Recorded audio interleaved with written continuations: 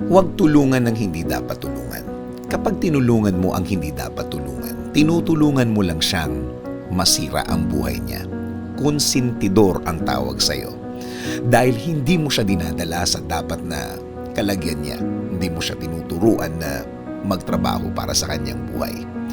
Darating ang araw kapag na-realize niya na ang lahat, malalaman niya na ikaw ang dapat sisihin sa kalagayan niya. Ikaw ang may kasalanan. Bakit siya naghihirap?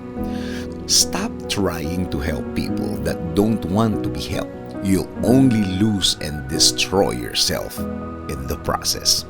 Sabi nga sa Proverbs 3:27, don't withhold good from someone who deserves it when it is in your power to do so.